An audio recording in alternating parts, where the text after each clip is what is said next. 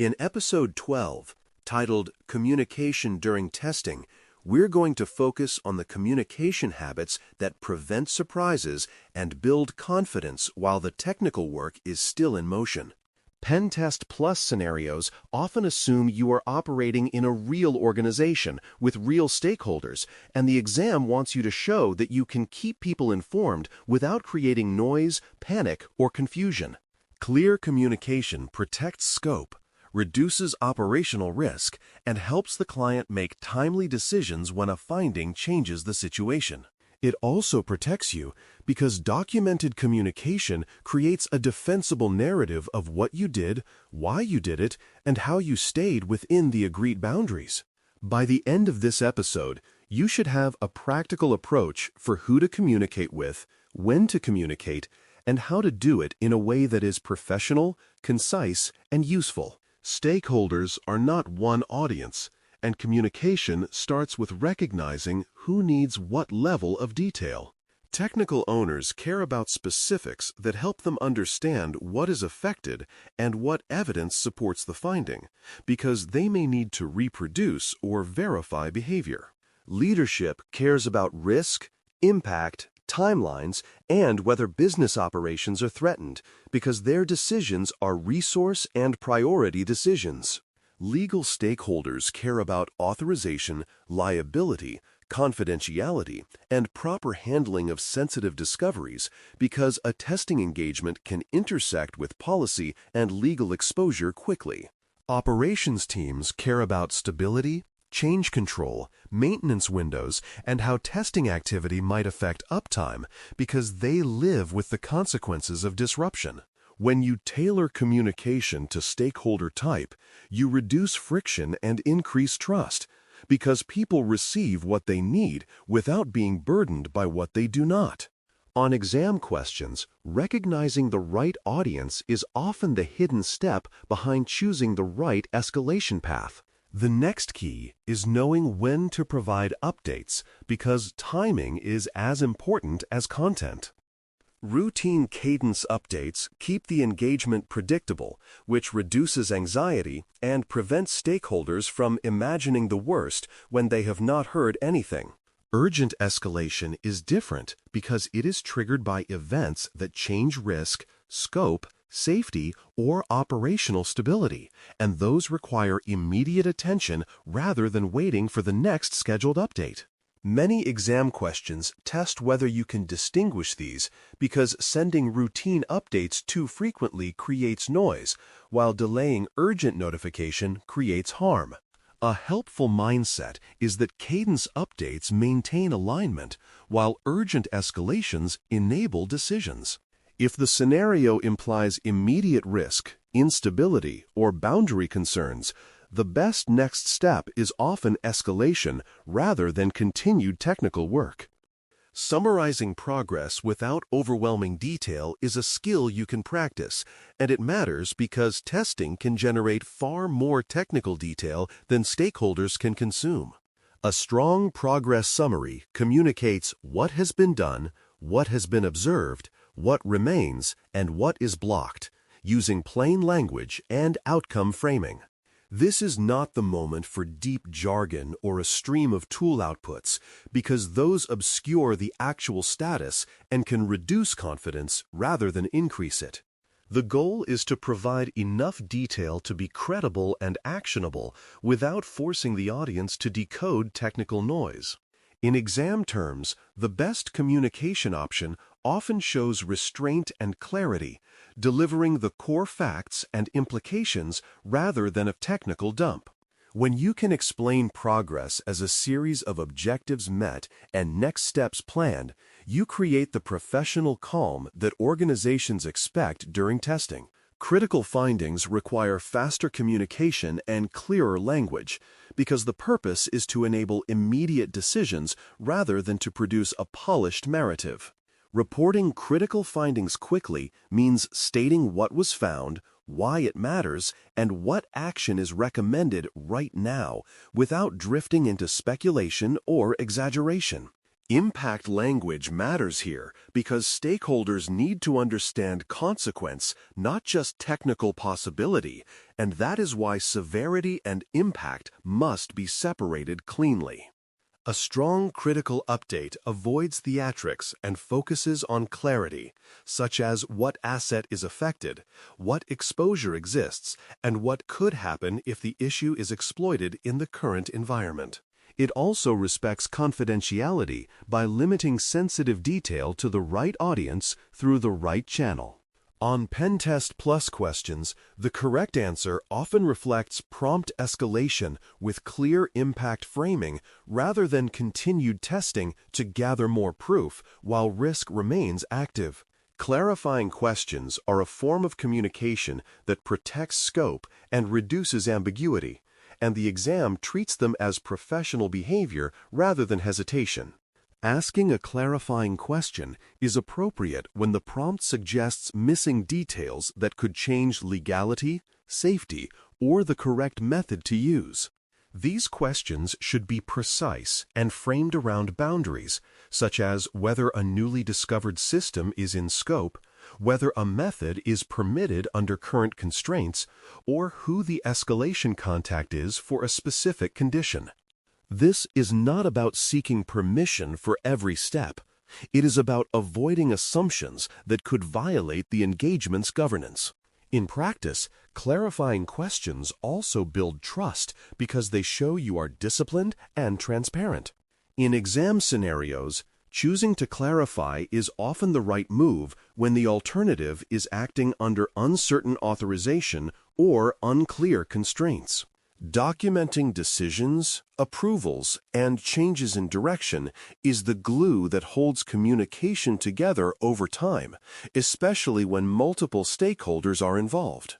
Documentation should capture what decision was made, who made it or approved it, what constraints apply, and what actions will follow, because that prevents disputes and confusion later. Changes in direction happen frequently in real engagements, such as expanding scope, changing timing due to operational needs, or adjusting objectives based on early findings, and those changes must be captured clearly. On the exam, documentation is often implied rather than stated, but answer choices that include traceable recording behavior usually reflect professional maturity. Documentation also supports reporting quality because it creates a coherent trail from objective to action to evidence to conclusion. When you treat documentation as part of communication, you reduce risk and make the engagement easier to govern. Managing expectations becomes important when findings require more time to validate, because stakeholders often interpret silence or delay as uncertainty or failure.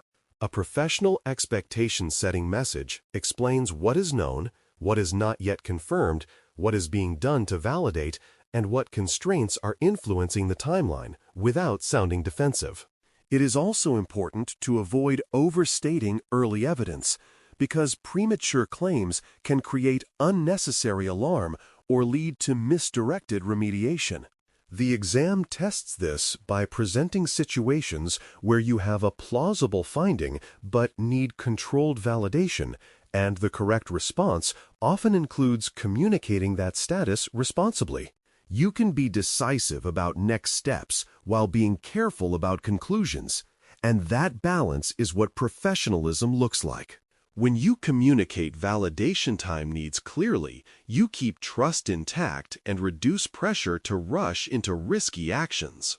Oversharing is one of the easiest ways to create harm during a test, and it usually happens when sensitive details are shared through insecure channels or to audiences that do not need them. Sensitive details can include exploit specifics, credentials, personal data, or system weaknesses that could be misused if they spread beyond the intended recipients. The exam expects you to respect confidentiality and to select communication methods that match sensitivity, because poor channel discipline can turn an engagement into an exposure event. Oversharing can also be operationally harmful because it creates noise, panic, and premature remediation attempts that interfere with controlled validation. A strong communication habit is to share the minimum necessary detail to the minimum necessary audience through the most appropriate channel. If an answer choice implies broad distribution or casual sharing of sensitive details, it is often wrong because it violates confidentiality discipline. Now, consider a scenario where a finding affects production stability and timing because this is where communication becomes a safety control. You discover behavior that suggests a weakness, but the environment is production, and the next validation step could create load or instability if done carelessly. At the same time, the timeline includes a change freeze or a business-critical period, and stakeholders need to decide whether to pause, proceed with low-impact validation, or shift testing to a safe window. This scenario is not solved by technical action alone because the decision is partly operational and must be made by the right people. The exam often rewards the choice that escalates appropriately and frames the decision clearly rather than pushing forward and hoping for the best. When you treat communication as a control, you recognize that the best next step may be an update that enables a safe choice. A useful message structure for such events is to state what happened, explain the risk, provide a recommendation, and define the next step because that keeps the communication actionable. What happened? Risk should translate the observation into a consequence and a probability context appropriate for the environment, using clear impact language rather than exaggeration. Recommendation should state what you believe is the safest and most effective path forward under current constraints, such as delaying a disruptive validation step or switching to a low-impact confirmation approach. Next step should define what will occur and what decision is needed, including who needs to approve it and what timing is required. This structure mirrors the way professionals communicate under pressure, and exam answers that reflect this clarity tend to be the ones that fit governance expectations. Disagreement is another realistic moment that the exam can test, because stakeholders may push back on pauses, caution, or the need for escalation. Handling disagreement requires staying calm, referencing the rules of engagement and scope boundaries, and proposing options rather than arguing. The goal is not to win a debate. It is to keep the engagement aligned with authorization and safety while still delivering value. Referencing rules helps because it anchors the conversation in agreed constraints rather than personal preference, which reduces emotion and increases clarity. Proposing options helps because it gives stakeholders choices that preserve safety, such as postponing a risky action, using a lower impact validation method, or formally adjusting scope and timing through the proper channel. On exam questions, the best answer often reflects calm professionalism and rule-based reasoning, not stubbornness or compliance theater. A simple communication checklist can keep you consistent, and it can be remembered as who, what, why, and when. Who is the correct audience, which depends on stakeholder type and escalation paths, and it prevents oversharing to the wrong people. What is the factual content focused on the minimum necessary detail to be actionable and credible? Why is the relevance translating technical observation into risk and decision need, which keeps messages from sounding like noise? When is the timing, distinguishing routine updates from urgent escalation and aligning communication to operational windows? When you run this checklist quickly, you reduce both under-communication and over-communication, which are common failure modes. In exam scenarios, applying this checklist often points you to the answer choice that best matches professional engagement behavior. In this episode, the main message is that communication during testing is not overhead. It is a risk control that prevents surprises, preserves trust, and enables safe decisions. Different stakeholders need different levels of detail, and your updates should follow routine cadence unless a trigger demands urgent escalation. Progress summaries should be clear and outcome-focused. Critical findings should be reported quickly with impact language, and clarifying questions should be used to protect scope and reduce ambiguity. Decisions, approvals, and changes should be documented so the engagement remains defensible and coherent, and sensitive details should never be overshared through insecure channels or broad audiences. Use the who, what, why, when checklist to keep your communication crisp, and then draft one update in your head about a hypothetical finding, because that rehearsal is how the habit becomes automatic. When communication is disciplined, the technical work becomes easier to govern, and Pen Test Plus scenario questions become much easier to answer correctly. Thanks for listening. For more audio courses, daily newsletters, and more, please visit DailyCyber.News.